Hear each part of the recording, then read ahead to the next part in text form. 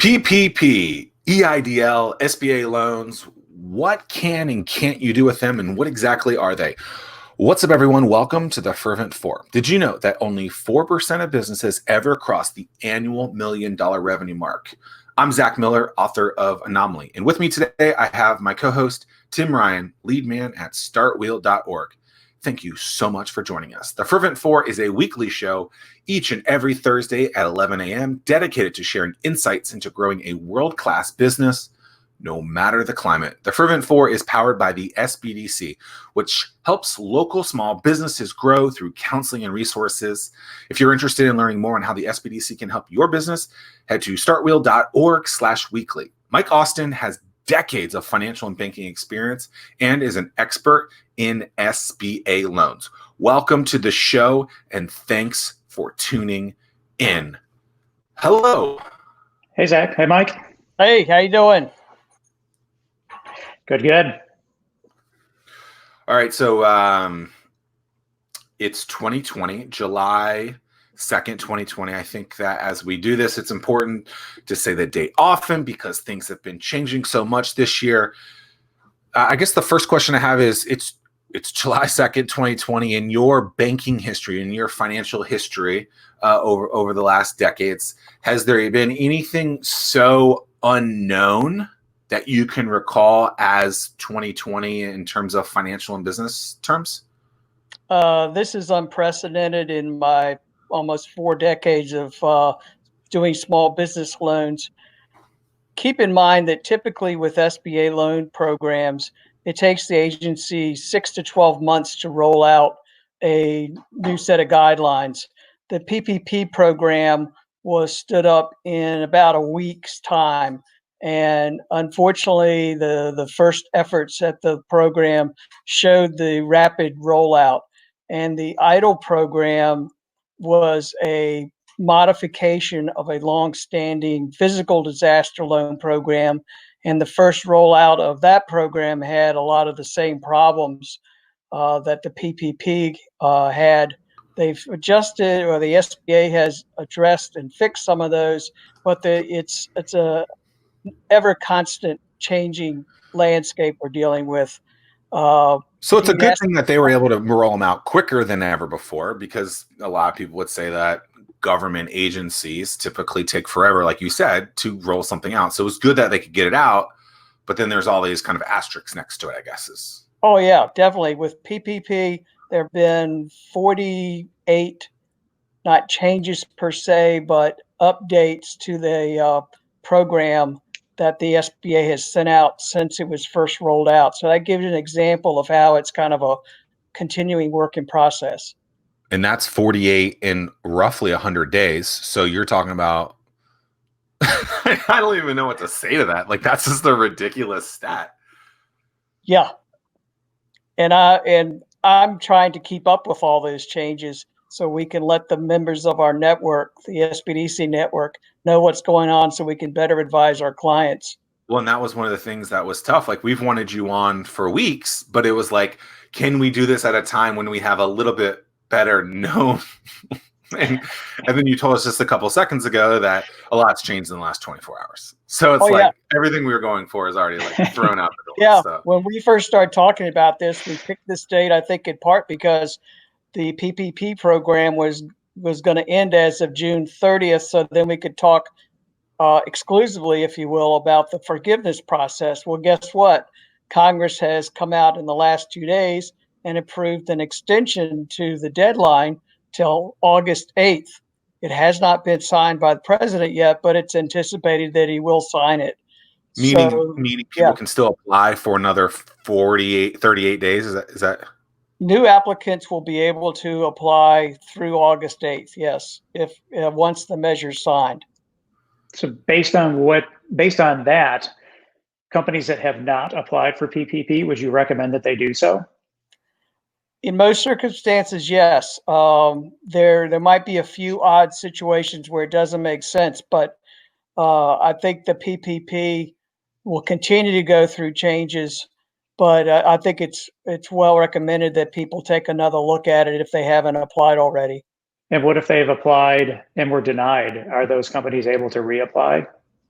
I think they would need to first figure out why they were denied, because the PPP is a loan program where the lender approves the loan and then the SBA guarantees it. So they would need to check back with their lender and say, hey, what happened? What did I do wrong? What can I fix? Is it something I can fix? And if so, they should go through the process. Interesting. So, I mean, that's one of the things that we've talked about before in previous meetings is the importance of having that relationship with your banker, and that seems to be very true in this case with PPP. Yeah, with PPP rolling out again, it's not known which banks, if any, are going to continue to offer the PPP, because it's an option on the part of each bank whether or not they participate. So that's one thing a borrower needs to do if they're interested in the program, is find out if their bank is going to offer these again.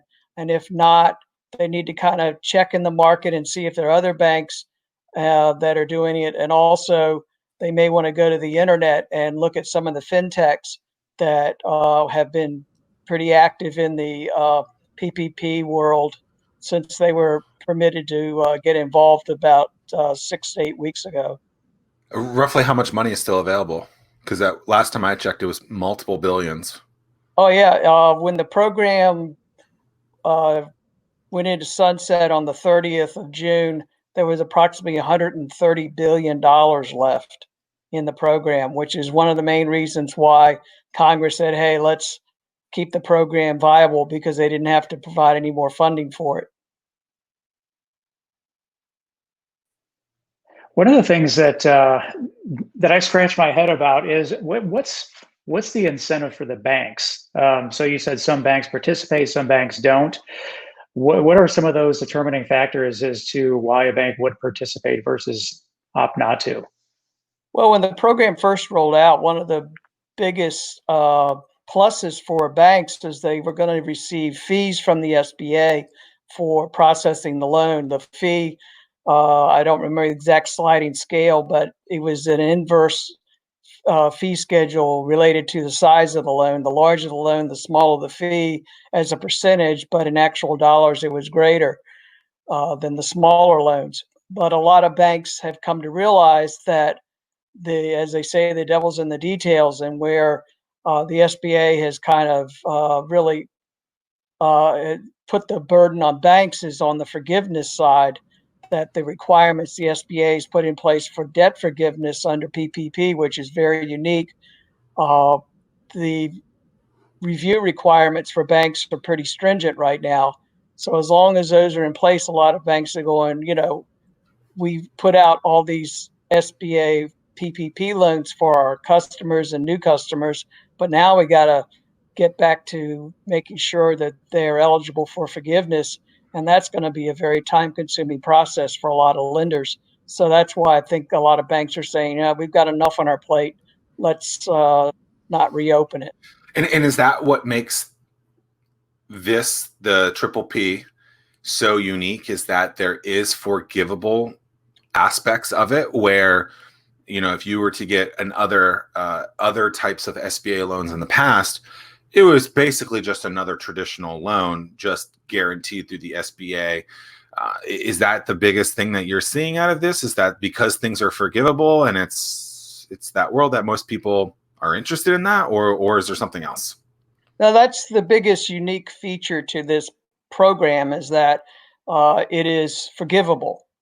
And I've never seen a loan program from any source that has that feature to it. So that I agree, that is the biggest unique factor to this program. And because it's forgivable, if people follow certain parameters, which are part of those 48 updates and amendments, if you will, I mean, is there anything to say to that at this point? Like, I mean, is there any kind of clear cut, black and white, do this, you'll be okay with getting to be forgiven? Because I mean, you're hearing that I think the average loan is in the state of Virginia is around $400,000.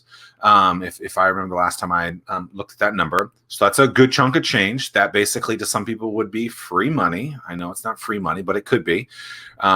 So is there anything that people can do to really make sure and ensure that that is forgivable? At this point in time, they could go to the SBA's website and read the forgiveness application package that's in place at this time. The latest change, which occurred last week with the forgiveness application, is the SBA rolled out what they call the easy application, which could be used by probably a majority, if not almost all, PPP applicants. So that would help on the front end process. However, I strongly urge people to probably delay applying for forgiveness right now for a couple of reasons. One of them is the feedback we're getting from lenders is there's too much confusion right now as to what the SBA is going to require. So most banks aren't even taking forgiveness applications from their clients at this point in time. Also, with the SBA changes as from the Flexibility Act that was became law, I think back on the 5th of June, instead of having an 8-week window, borrowers have up to 24 weeks to use the money. So most banks are automatically going in and extending their borrowers' advance period to 24 weeks. So Furthermore, 2 months. with So the 2 months. So yeah, now it went from 6 months, from 2 months to 6 months, basically. I can't do math. yeah, So okay. yeah. And another thing is that with the changes that went into effect on June 5th, borrowers now have 10 months before they either need to put the loan on repayment or apply for forgiveness. Beforehand, it was a kind of a murky, when do you apply? It's like, well, when you feel like it, but you better do it soon. That's been changed. So um, you have more time. You have up to 10 months to actually apply for forgiveness. And to me, the biggest uh, unknown at this time is that there's discussion by certain members of Congress to actually build in a blanket forgiveness of any loan $150,000 or less. If that becomes law, then all the smaller borrowers will need to do is actually sign a certificate saying, I followed all the rules, and therefore that's the end of the process. If that goes into effect, it probably wouldn't happen until late this summer because of all the recesses that Congress has during the summer. But I'm just cautioning people, don't go into the forgiveness application too early because so many things are changing. So if I heard that right, if you had roughly a PPP loan for $150,000, the thing that is being talked about right now, as of July 2nd, 2020, maybe we should put the date in there because who knows, Yeah, 2021 is going to be a thing. very true. July 2nd, 2020, At 11:17 at a.m. 11:17 a.m. Eastern Standard Time, is that if you had a loan for 150K or less. or less, and you check a box, it will probably be forgiven, is what they're talking about. Is that because it's going to be hard to audit so many smaller things? And the bigger side of that, like, what's the reasoning behind that? The rationale I've seen put out in the press from the originators or the authors of this measure is that they've done an analysis. I don't know the source of it, that uh, to comply with the current forgiveness requirements, it could take a borrower so many hours that it can convert to about between $1,000 and $2,000 of time for the business owner to apply for forgiveness, and then it would take the bank involved an additional, I think they came up with $750 worth of time to actually review everything the borrower submits. So they're saying on a macro scale, it's going to cost the economy billions of dollars to process all these small loans. So that's the rationale they're using to say it just doesn't make financial sense to put everybody through this for such small return. I mean, a lot of borrowers got under $100,000. they're very honest in their efforts, the chances of them trying to defraud anybody are probably slim to none. Yeah, that's one of the fascinating things that Zach and I are always talking to companies about is how you scale. And so this is like a real manual process. Have banks updated their way of doing things in terms of like any automation or artificial intelligence type thing to scan these forgiveness things, or is it still very manual? It depends on the lender, and that's probably where the fintechs have an advantage. They are so technology driven that they've got the AI in place to deal with these types of documents in a more systematic manner than a lot of banks. Some banks are outsourcing to third party vendors, not only the review process, but the development of the software. But ultimately, the way the document or the review documents read right now, it's still up to the lender to put eyes on the borrower's information. Now, they haven't specified are those electronic eyes or manual eyes, but I think most banks are going to take the approach that some person has to touch the paper at some point in time.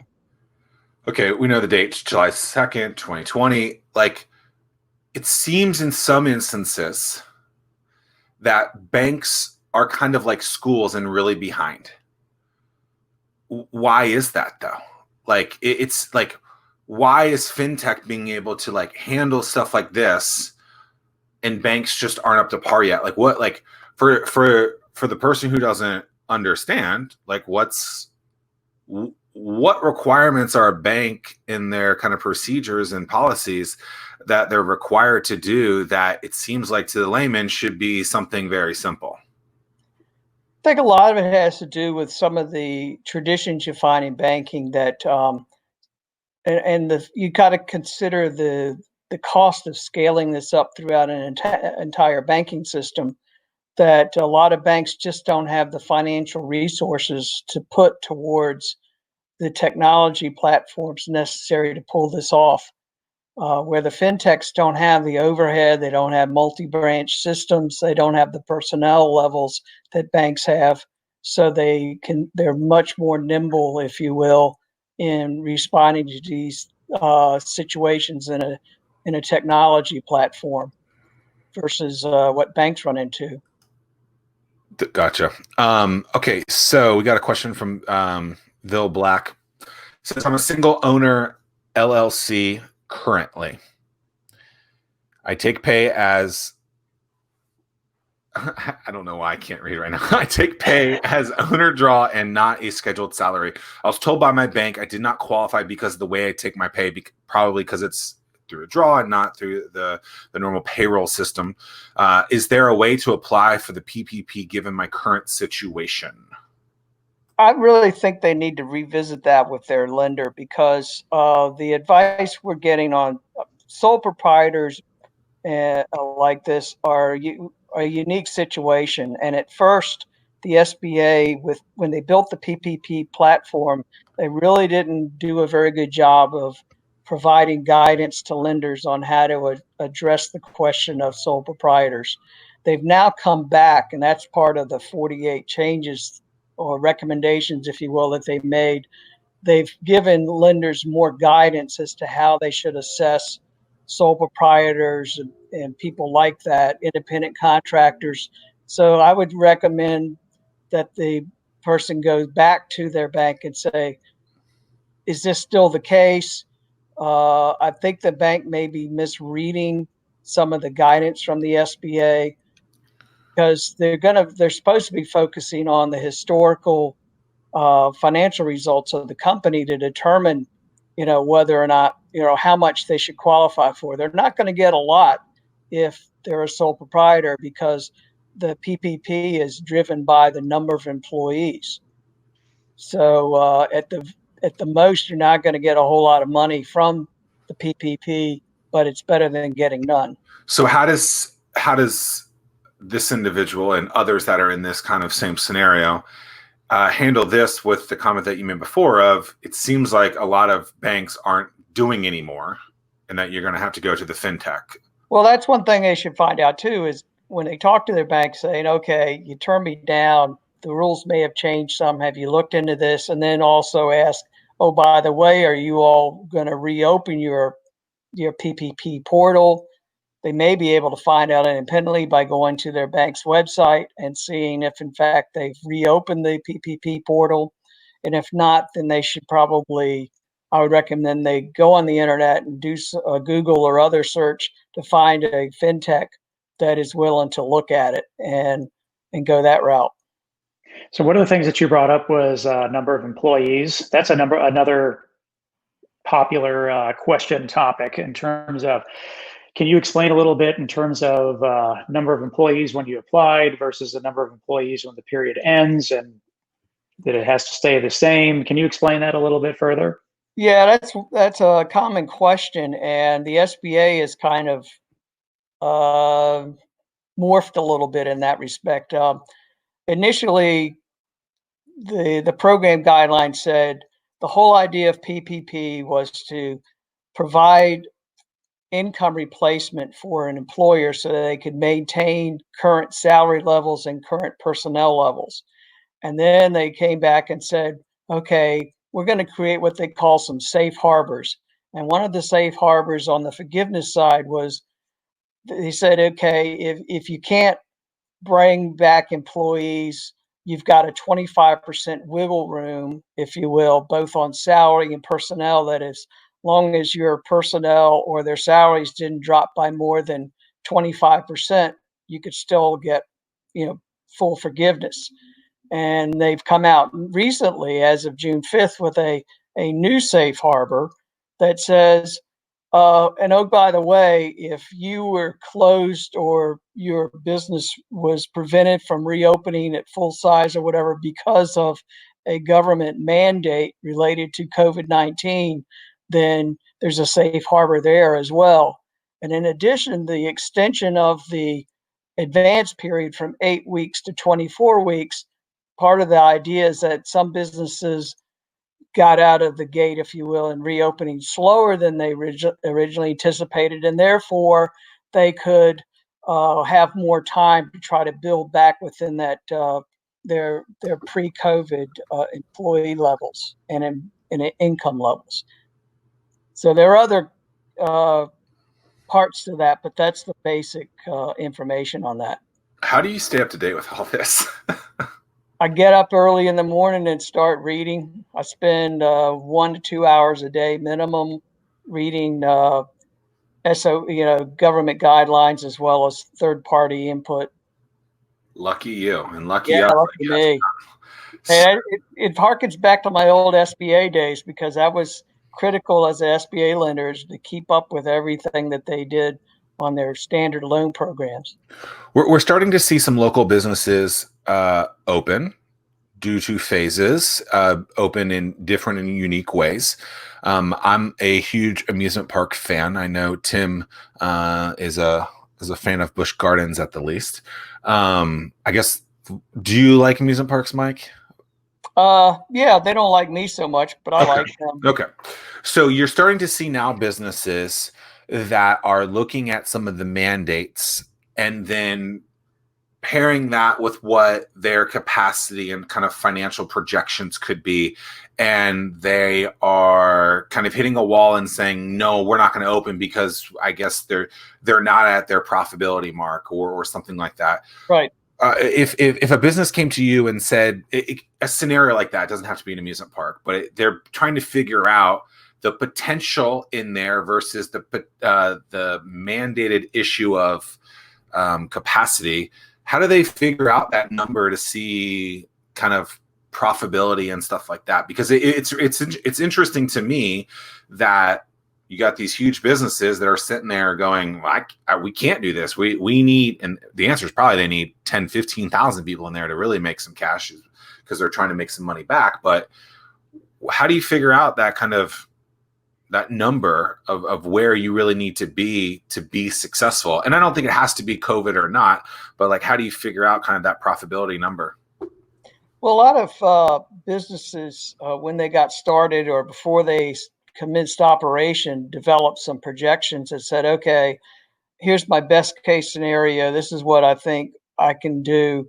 Uh, this is where's my break even point, et cetera. And we're having to go back to these businesses and say, hey, guess what? This is almost like a restart. This is like you're starting all over almost. Where do you believe your break even point is? And because they've been in business a while, they have a pretty good idea about, based on their historical numbers, where their break even point was or is, and say, what are your chances of getting to that point? Can you operate at 50% capacity and at least break even? And we have to kind of go through this hard analysis with folks. Does it make sense right now to try to reopen? Obviously, the amusement facilities in this area, I think Ocean Breeze is opening um, some of its attractions today or tomorrow, but some of them are staying closed.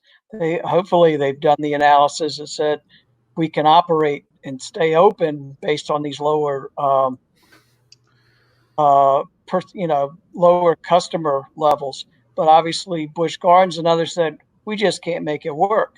So they've done that same analysis that a lot of business owners are going to have to do on their own, saying, can we make it work at 50% capacity, or if we're only open X hours a day or something? And that's something they're just going to have to do. And that's one thing that the counselors in our unit spend a lot of time with is, let's roll up our sleeves with the business owner and figure out if there's a way to make it work. Have you hold on, Tim? So have you seen from when they say like percentages wise, is it percentage of the capacity or is it percentage of the seats that are already established? Because I've seen some restaurants that actually might be double capacity or could have double the capacity, but actually have half the seats. So they actually could be completely filled at half capacity. Have you I haven't seen much around where that number is actually figured out. Is it to fire code or something else from a capacity alone issue? Yeah, that has come up a lot. And what the advice we're giving people is, you've got to talk to your local health department. They're the ones that have been tasked, if you will, with making sure that businesses comply with the different phase 2, phase 3 level requirements. So we're having to say, you've got to talk to your local health inspectors. They're understaffed like most city and state groups, but we found them to be very responsive to business owners that say, what do I do? They'll come out and do an assessment and say, here's the magic number, and to operate and stay within the phase 2 or phase 3 edicts. Yeah, I mean, that's one of the things. It's fascinating. We've learned so much along this whole process. One of the things that is just glaring to me is we have so many non-business people in Congress and in elected positions that are making business type of decisions without really knowing what the impact is. And it's tough. So as this evolves and there's all these changes that are taking place, business is not one size fits all. But so are there changes coming about that says, okay, we can't have a blanket policy on this. We need to take into consideration this business segment or that business segment. Is that starting to open up as time goes on, or is it still pretty blanket policy across the board? You talking from a loan Policy. perspective? Yeah. Or, Yeah. we're hearing rumblings that because certain categories of borrowers were unable to get funding either through EIDL or PPP, that there's going to be some additional carve-outs that on future funding that would focus on those size businesses, either micro businesses or businesses in certain geographical areas.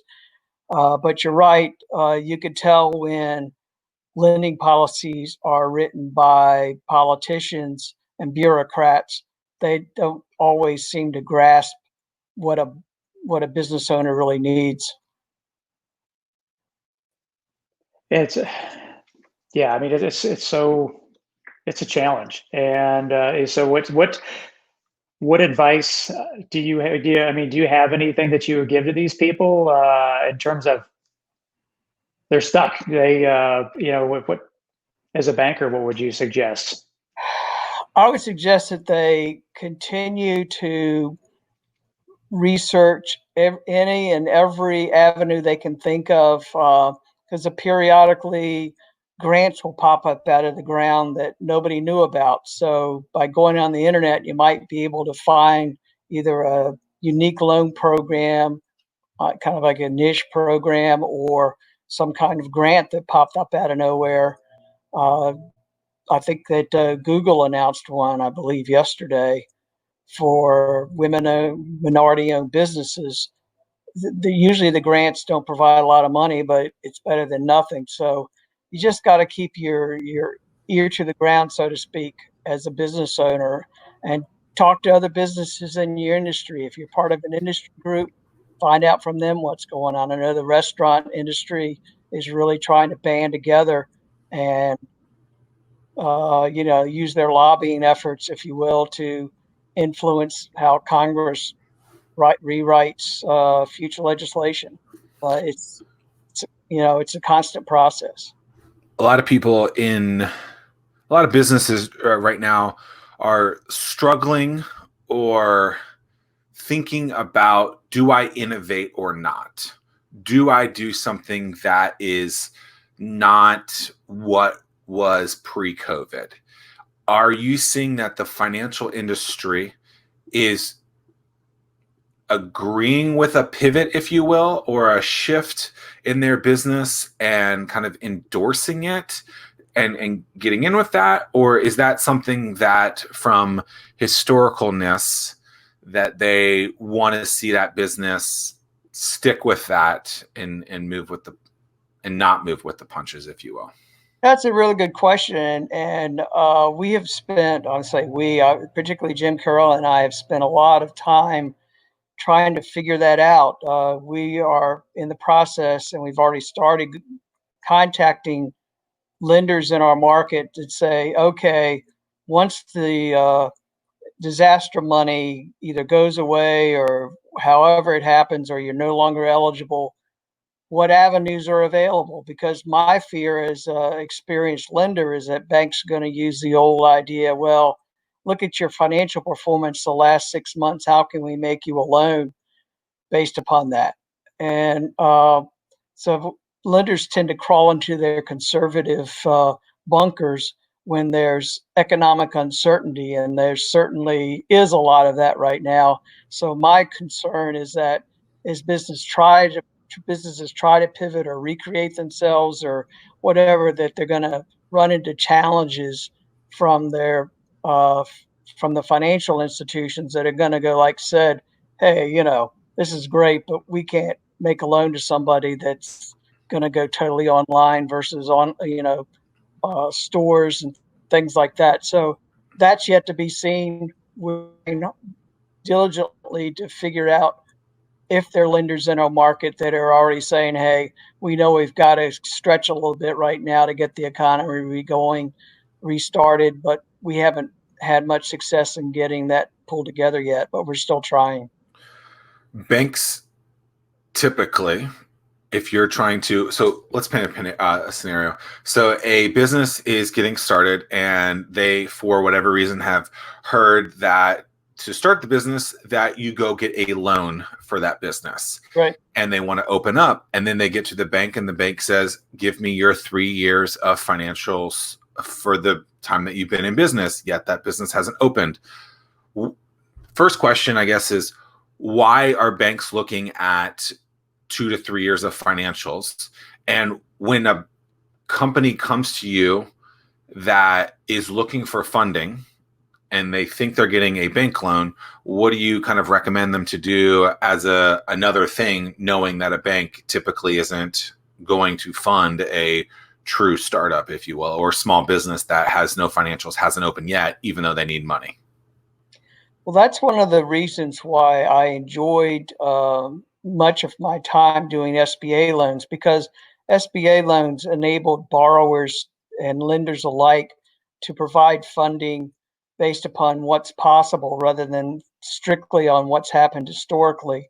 And that's why a lot of lenders that understand the SBA loan program use those guarantees to provide funding for worthwhile startups or restarts, if you will, in some cases that they wouldn't be able to do on their own, because lenders are taught to be risk averse. And any way that lenders can minimize the risks of loss associated with a loan, the happier the lender is. And so some lenders take the approach, if they don't do SBA loans, to say, you got to be in operation for 2 or 3 years as a minimum and show that you're profitable and bring us all your tax returns in a big box so we can understand what the risks are and minimize them. And that's why other lenders will say, we don't care what you have done financially, give us some collateral and we'll be happy. Give us a deed on your house. If there's equity in it, everybody, will lend you the money. We don't really care about whether or not you make money because we got the collateral. So that's what we say. Lenders are lending to the collateral rather than the business. There are a lot of small businesses that don't have that, either a rich uncle to guarantee the credit or collateral. So how do they get started? And that's one of the main roles that in a traditional market, in a traditional economy, the SBA would be able to provide through their loan guarantees. I think the big question right now, though, is are there going to be lenders out there that are going to be willing to use the SBA standard programs in a way that really helps restart the economy? Or are they going to pull back because they have suffered financially themselves because of the COVID crisis and say, hey, we're not active, we're not doing it right now, come and see us in a couple of years or when we get our own finances back in shape? So we know that there's going to be some businesses that don't make it through. Have those policies been finalized in terms of if a business does have to close its doors and they did receive a PPP loan? That's a question that unfortunately we're seeing a lot more of in the past couple of weeks as businesses are running out of their PPP money. They're going, what do we do? We're still closed. We're working at very low capacity. We can't get our employees back. How do we continue to function? So some more and more of them are saying, well, what are my options about closing? The PPP program is kind of unique, if you will, in that there are no personal guarantees associated with the loan. Now, having said that, I would imagine that if a borrower just throws in the towel and calls their bank and said, here's the keys to my store, I'm done, the bank's going to have a lot of heartburn because they're going to be worried the SBA is not going to honor their 100% guarantee on the loan, and therefore the bank's going to get stuck. So the bank will probably do a lot of hardball assessment to say, did these folks defraud us? Did they rip us off, etc. But the jury is totally out on that still. It's a work in process, and nobody knows the end result. And nobody knows how the SBA is going to respond either. So in that case, though, the banks they have an incentive to ensure that PPPs are forgiven, since definitely. And so nobody knows how the market lenders and or the SBA is going to respond when people shut their doors without seeking forgiveness. Very interesting. There's just so much to learn and so much to take in with all this stuff. What do you got, Zach? When, as a business owner, when should I take a loan? When should I be interested? If things seem to be fine right now, should I apply for any of these things? Should I, non-COVID and things are fine? Do I go for a loan? Like, when should someone go after money that they probably don't need at that point? I think this is where having accurate sound projections going forward are so critical. You may not need the money now, but you may find that in 6 months you're going to have a hiccup, particularly if say, take COVID out of it, you have a business that has a lot of seasonal revenues or is dependent upon, because we were talking to a client earlier this week that produces a product that is dependent upon local and state funding of law enforcement. Well, in the past, once you got past something like COVID, you've still got to address budget cuts, and you also, in this case, have to address the impact of defunding police. And so companies like this are going to have to say, okay, how do we adjust things going forward if there's so much uncertainty in the market, our primary market, that wasn't there 6 months ago? And so you've got to really say, hey, how do we go forward? And as far as when's the right time to borrow money, using the forecasts, and you're able to start building a case for needing the money before you actually need it. When I was a millennial, I have some customers that show up at 4:00 on Friday saying they need money for payroll. And you go, well, when do you need it? I need it right now because my crew's in the truck and they need to be paid. That's not the process you want to go through when you look for money. So that's where having a really good idea about where your business is headed and forecasting the next 6 to 12 months comes into play, because bankers not only are conservative, they don't like panic on the part of their business owners. And so how do you forecast, though? well, this Knowing is with where what? your background and your historical numbers are so critical to say, okay, I know, again, that in the fourth quarter, my revenues are going to go down because people stop buying in the fourth quarter, or the fiscal year ends September 30th. I don't know if my contracts are going to be extended. This is where the experience of the business owner has to be relied upon to build accurate numbers. And this is where the SBDC counselors say to their businesses, help us out here. We've got to build good forecasts. We've got to develop good models, but you need to tell us what has worked, what hasn't worked. Look at your Forecasting perspective. But from a forecasting perspective right now, business is open. And even if it can be a capacity issue, not every business is capacity. Like, how do you forecast such an unknown of people not willing to spend money because they're scared out of their minds to spend money? They don't want to go out. So how do you start putting in those kind of forecasting? And I get it from before, but like in July 2nd, 2020, like, new normal, things are weird, things are different. Like, how do you forecast something that you said 30 minutes ago you've never seen before? Like, to me, it seems like you're just guessing, and that's it.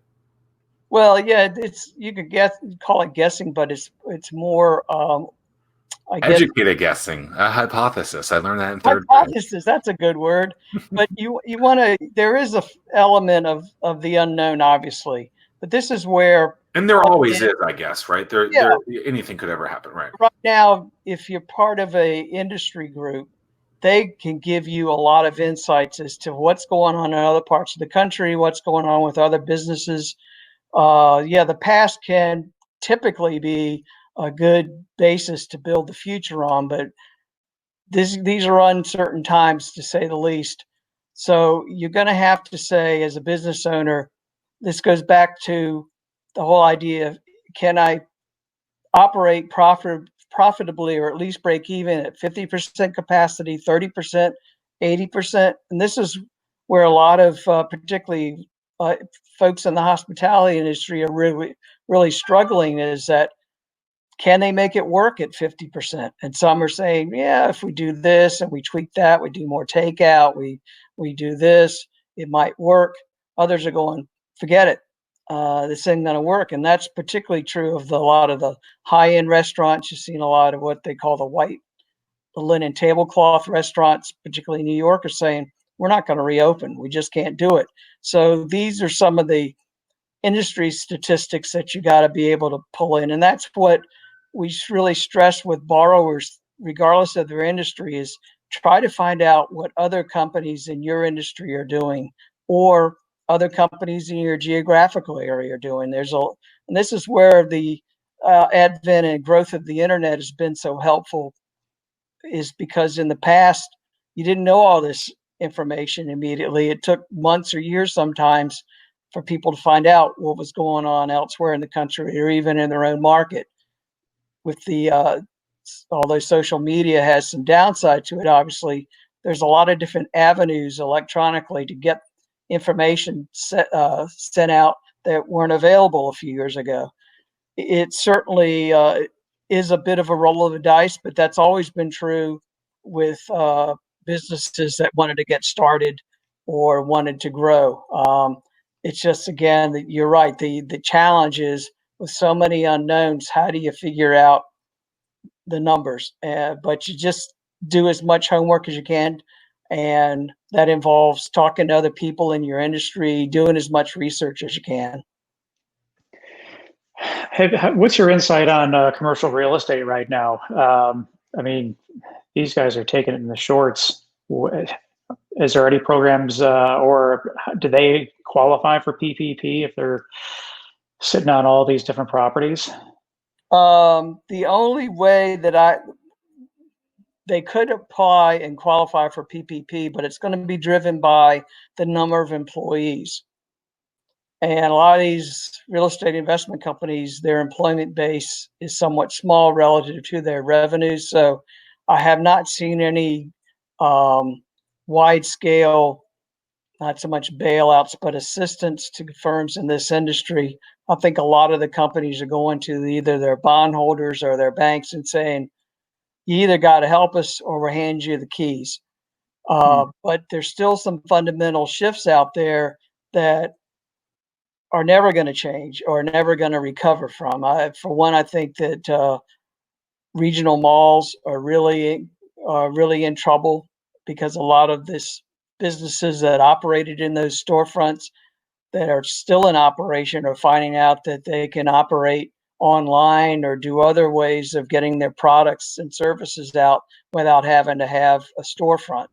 So I think there's going to be some real, and also office business owners are realizing, I can have more of my staff work from home, at least part-time. I don't need all this space, office space. So I think there's some short-term and some long-term issues there that are going to take a long time for the system to work through. And this again goes back to the earlier point about the conservative nature of banks. Most banks make a lot of their income off of commercial real estate. And if that market suffers, and it is suffering, and probably will for a while, then banks are going to go, well, we've got to pull in our horns and be more conservative than we have been, because these losses in this other area. Wow, you think it's going to go full circle, that rent prices are going to go down so low that it'll be appetizing for businesses to start? I think there's elements of that. What we have advised a lot of our clients that are in business now is to go to their landlords and say, what kind of concessions can we get? We've got several malls in the area that either shut down completely or reduce their hours significantly. And some of my clients are going to their landlords, I can't pay you 100% of the rent because you're only open 50% of the time. I'm going to pay you 50% of the rent, or I'm going to leave. And so it's kind of rare, but a lot of tenants are able to win concessions, at least short term, from landlords that they couldn't normally get. In a situation like a shopping mall, it seems like over the last 10 years, shopping malls have been on the decline anyway. Every week I say this, but I feel like COVID is really the acceleration of a bell curve of things that were going to be moved out anyway are being moved out earlier. In the same way, it's things that were going to move them out are moving in earlier than they might have. So how does a business project seems like the word of the day here, is to project that they are going into something that is the new thing that people are going to want to do, right? Like if you were talking in 2000 saying that, hey, I'm going to have this thing online and people are going to upload their pictures and they're going to talk left and right, people would say that's silly. You know, in 2020, that's a multi-billion-dollar business. In 2020 or in 2010, that's a multi-billion-dollar business. In 2020, it's basically one of three of the largest businesses in the world. And I'm talking about Facebook. Like, how do you figure out where that you should be or not in that kind of spectrum of the world of shopping malls seem to be a popular 80s and 90s things. They're not anymore. Where do you go in kind of predicting what makes sense from a business viability standpoint? Well, that's a tough question to answer on a global scale. It really depends so much on what the individual business product or services are and whether or not they can successfully operate them without a storefront presence. I've got some clients that thought they needed storefronts that because of COVID have come to realize that they don't need the same size storefronts they did before in the same locations because their client base, again, in one case in particular, are people generally, teens and early 20s that have migrated themselves to online platforms, and they're finding that they can sell their products online very easily because their target market has already migrated that way. So they really have to focus on who their customer base is and how technology friendly their customer base is well as is their product transferable or can it be moved to an online platform. What some companies are doing is they're continuing to keep their storefronts in certain cases, but they are really pushing their online presence at the same time, so they have more outlets for their product or service than they had before, because they're realizing that being associated with a storefront doesn't make as much sense as it once did. But again, it depends. I mean, restaurants can't do that, obviously, but it depends again on what their product or service is and how they are able to translate that or expand it into an online presence. Do you wish to predict how all this stuff is, how the PPP is going to end? If you're in 6 months from now, say the program comes to a close, how do you think it's going to play out? It all depends, unfortunately, on what happens in Congress, and we've got obviously we've got an election coming up in the fall, which could skew everything. But I think as PPP moves forward, there's going to be more efforts, hopefully successful efforts, to make it more user friendly than it was when it rolled out. The SBA, in my history with them, has had a history of saying, okay, bureaucrat or politicians, you've told us to do this program. We, the bureaucrats, are going to get our revenge and either write a program that nobody will use up front or create so many, like when PPP forgiveness came out, the application was 11 pages long. It was like bureaucrats' revenge. You got the money, ha ha ha. Now you got to pay it back, and you got to jump through all these hoops. They've already adjusted that some, and with some of the additional proposals coming through Congress, it may even lighten the burden even more. So hopefully PPP will go out with a whimper rather than a bang as far as the requirements for borrowers to get forgiveness. There is also some talk about a second round of PPP, because when PPP rolled out, I don't know whose idea this was. They thought it was going to be a short-term problem. That's why this magic 8 weeks of funding came up. They thought, man, this will be over when the spring comes. Guess what? COVID didn't go away. And now a lot of people in Congress, at least, are starting to say, well, maybe we need to provide more money for borrowers, in addition to extending their the forgiveness period. I mean, there's a lot of things at play. So hopefully there'll be continued efforts to make the process for forgiveness easier, make the application process available to more people, either through a second round of funding or larger amounts or something, or base your advances on a longer than 8-week period of time. Hopefully there'll be some changes there so it'll really benefit people, but the jury's still out on that. What's something that we haven't talked about that you've been talking about a lot that you think is something that the world needs to know? Let's see. I think that borrowers that have PPP need to delay applying. We've already talked about that, but also one of the quirks of the interface between idle loans and PPP loans is one that needs to be fixed, and that is right now, if you got an idle advance, what a lot of people call a grant or first advance, it does not have to be repaid as part of an idle loan. But if you have that, that amount will be deducted from your PPP forgiveness amount. So in effect, say you got a $5,000 idle advance, which you thought was free money, and you got a $50,000 PPP loan. When you apply for forgiveness right now, you're going to end up with maximum forgiveness of $45,000. So you're going to have a $5,000 PPP loan. So in effect, the SBA is taking the money out of the idle pocket and putting the debt into the PPP pocket.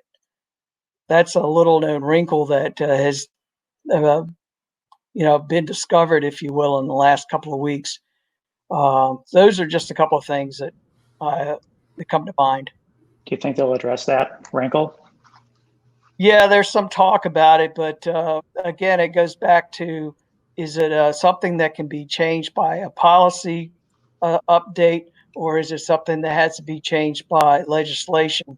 And I don't know the answer to that. I hope it's by policy update, and if so, then it could be done, expeditiously, as well as be done in a way that's lender friendly and borrower friendly. If it's done from a political perspective, who knows how it's going to end up reading.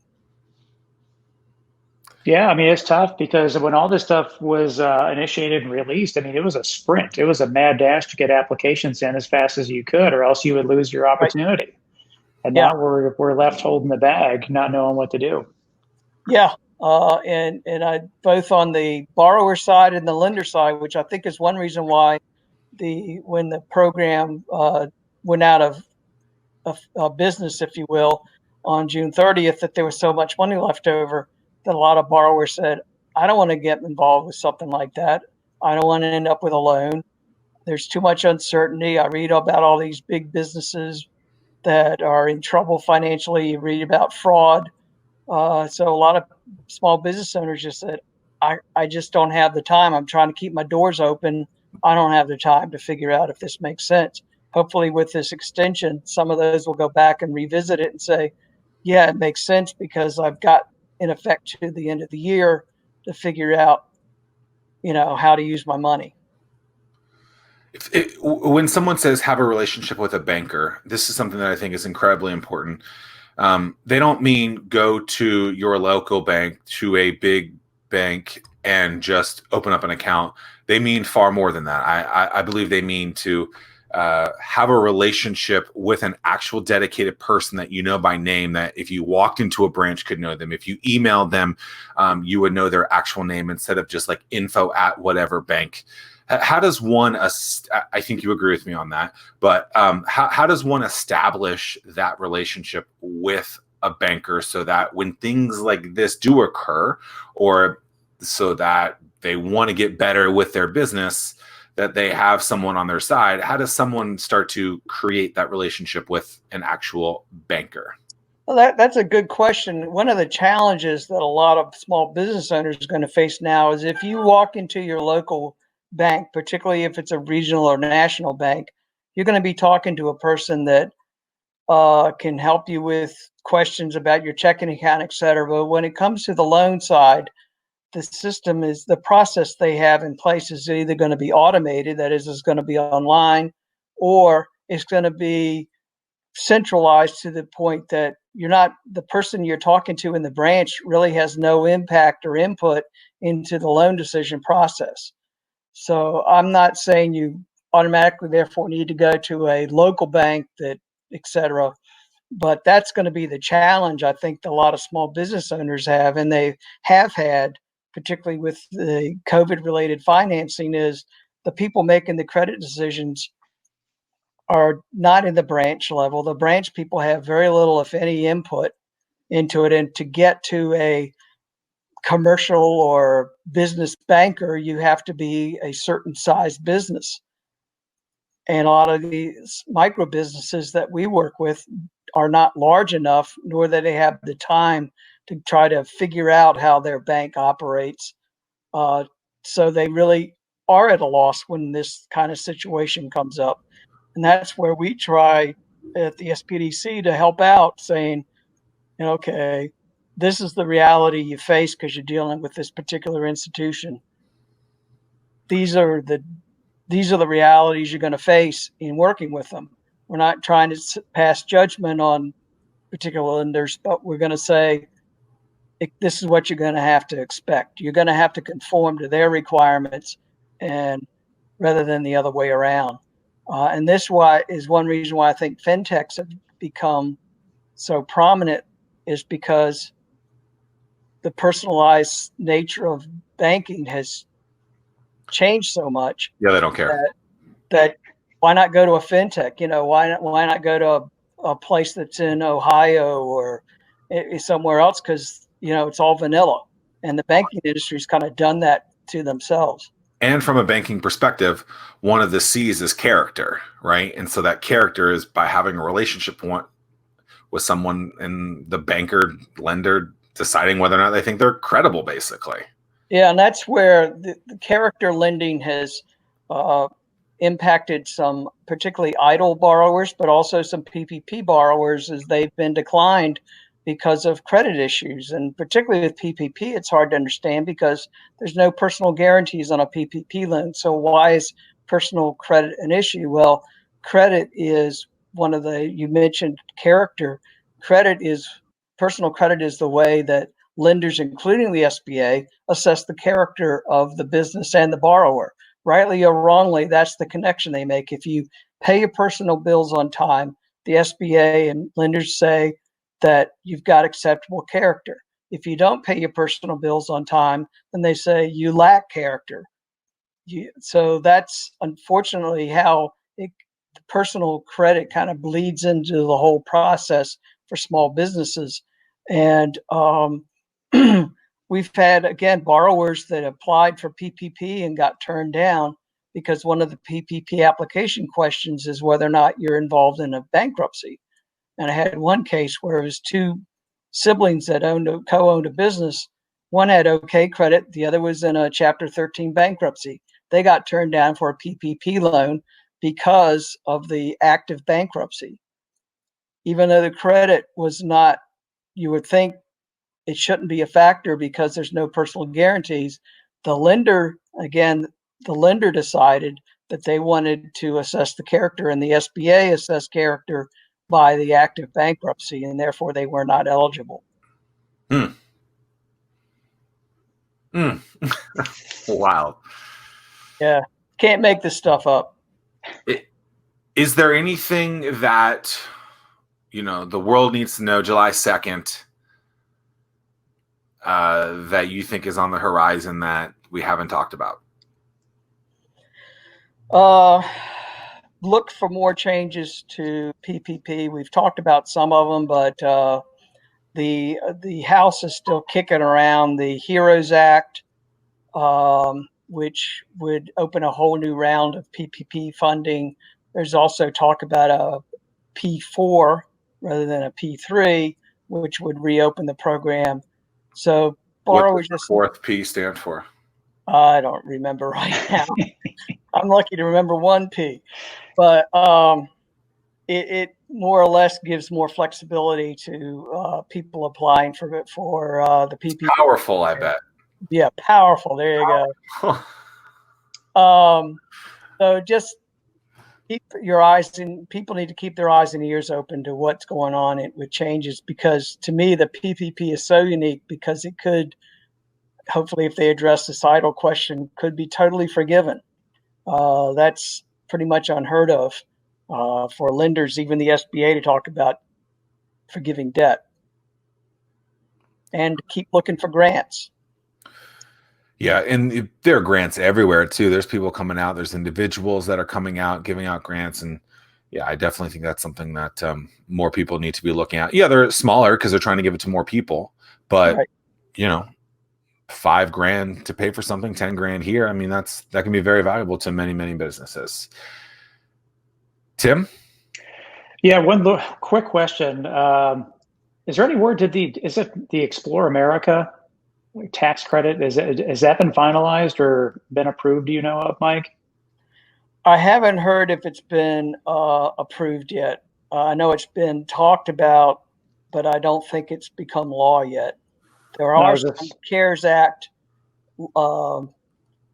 provisions that related to taxes, but I think this was an add-on that was in later legislation that may not have been passed yet.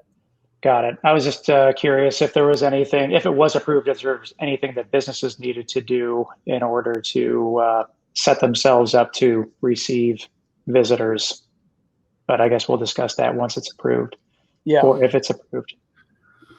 And in CARES Act money, there's a lot of CARES Act money that's flowing, through the states, to the localities, that has not hit the streets yet. Some of it that has been converted to either loan programs and or grants by localities. So that's another thing to kind of keep an eye on. Also, the Commonwealth is reconvening in August, at which time there's some talk that the state may create a grant program. But is obviously subject to funding, and that's why nothing's going to happen until August, when the legislature goes back into session and talks about it. But that's something else that's coming down the pipe, possibly. Lots of craziness. Mike, Yeah. No, lots of changes, lots of craziness, like you said, Zach. But the other thing, Mike, I am very appreciative of you, the time that you have spent reviewing all these changes. For those that don't know, Mike does all this stuff on the weekends and over late nights, and then he will post these documents and send them to us. We in turn then post them to the StartWheel website. So if you go to startwheel.org, look at our featured stories, and Mike, you do a great job documenting all those changes, and appreciate all your efforts with that. Making it easier for people to understand what is not understandable. Yeah, and just if you hear something, we're getting a lot of this right now, is people hear stuff through social media or their neighbor over the fence or something, and it turns out not to be true. So make sure that if you hear something related to a loan program or a grant, that you do your homework, talk to somebody at the SBDC.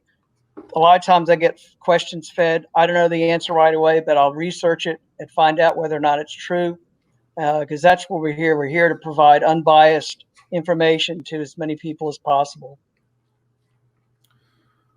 Wonderful. Awesome. Mike, appreciate your time. Sure. Thank you. We'll have to do this again maybe when there's an even more definitive answer. Yeah. I would say in a week or two, but really what I mean is like 4 years from now, I guess. But yeah. It's a week feels like 4 years. Yeah.